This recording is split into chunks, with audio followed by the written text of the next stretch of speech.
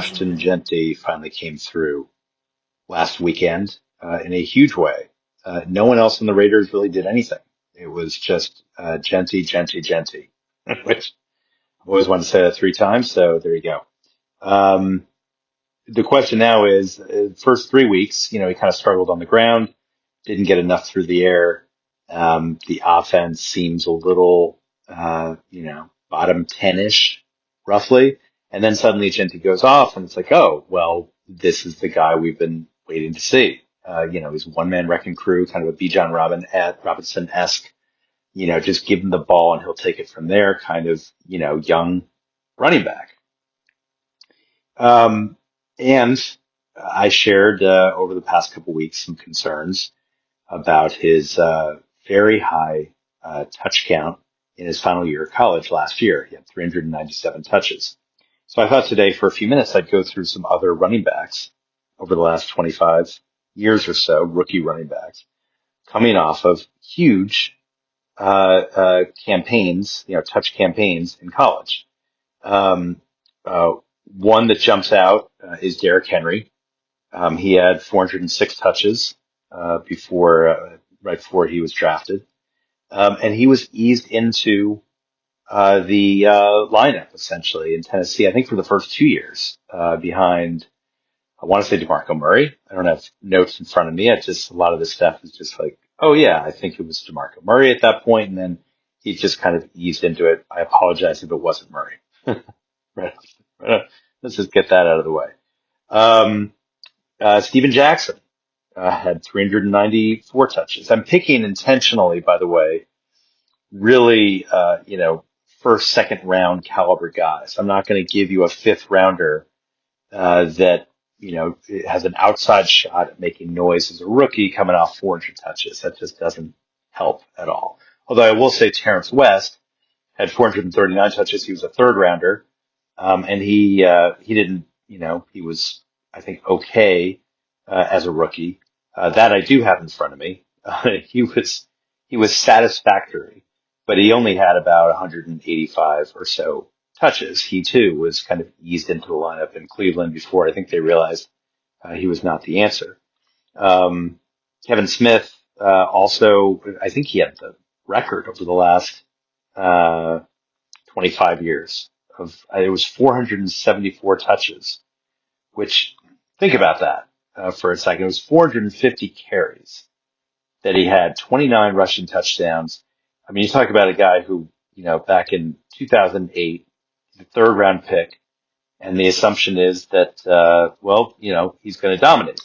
And I think we all know better. If you've been reading my blogs for a while, you listen to the podcast for a little bit, you know that when those kinds of things come up, those are immediate red flags. Now, to his credit, Kevin Smith did get about 275 touches as a rookie. Then it all went downhill really fast. So this is a third round pick. By the second year, he had 250 much less efficient touches. He averaged only 3.4 yards per carry. And by year 3, he was essentially done. He didn't have more than about 500 total rushing yards the next 3 years combined before he was out of the NFL. So I would say I mentioned Kevin Smith because he is the exception. He had a pretty good rookie year. It was just the bottom fell out after that. So Steven Jackson, who had 394 touches, let's just get into him. And then he had a solid, semi-solid rookie year. I think he missed several games. He only started a few.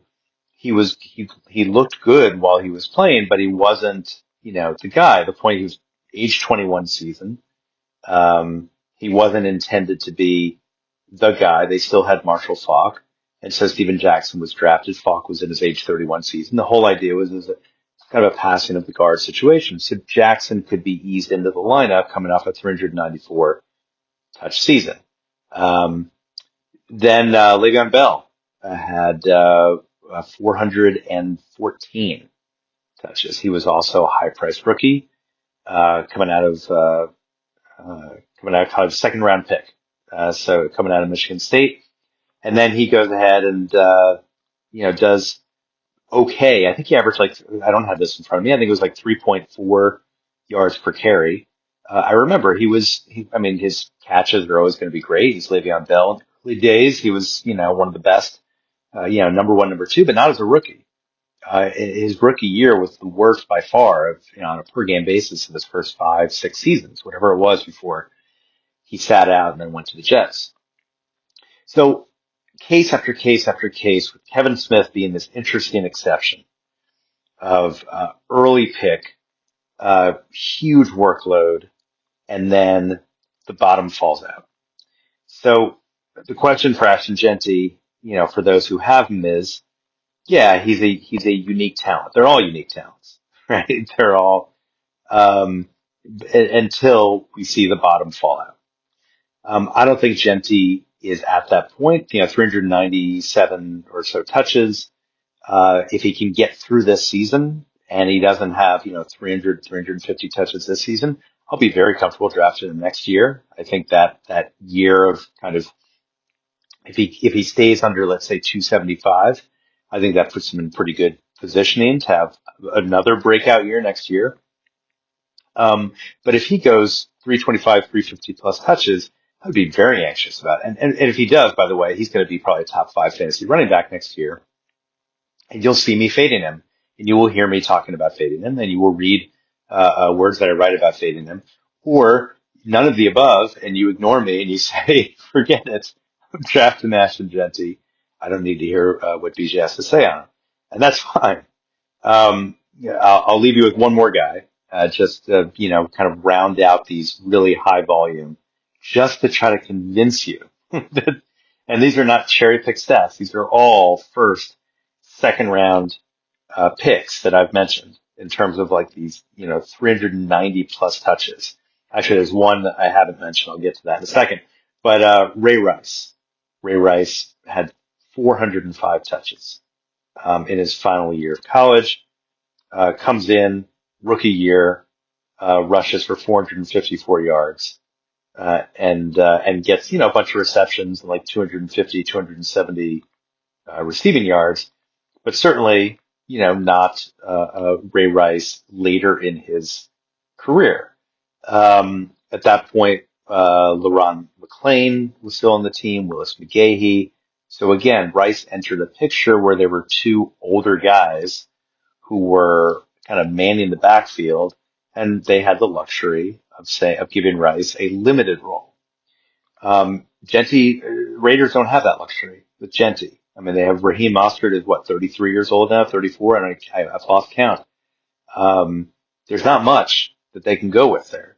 So it really is Jeanty or bust, and that's scary if you have him in Dynasty because you don't want Jeanty or bust as a rookie. You want Jeanty to be eased in, and you want his career to be elongated as much as possible. The last one I'll mention, and this is another Kevin Smith example, because there are a couple exceptions, and I've listed, 5 or 6 of the standards, but these are the exceptions. Matt Forte counts as an exception, 393 touches in his final college season at Tulane.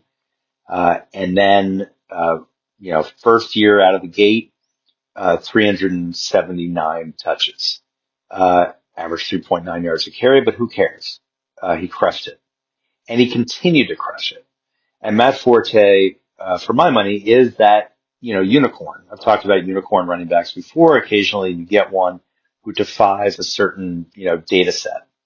And in this case, all of the starting running backs who were drafted in the first or second round, with 390 plus touches in their final year, really, didn't do much their rookie year, or in the Kevin Smith case, fell off by year 2, year 3. Matt Forte is the exception.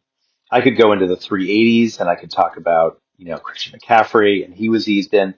There's a consistency to it where that's why I really want to make sure you understand the odds are high that Jeanty will not come close to anything that he did last week again this season. Maybe that's not fair to say, but that's what I believe, because at a certain point, either the wheels come off or they have to ease up on him, or if I'm wrong on those odds and he just blows up this season, it really is a risky situation going into years 2 and 3. Given his workload, given the data analytics, I just can't ignore it. I'm BJ Riddell, Fantasy Football for Winners. Follow me on the blog. Email me anytime. Good luck finalizing the start sit answers to your questions. I'm here if you have any more. We'll see you tomorrow.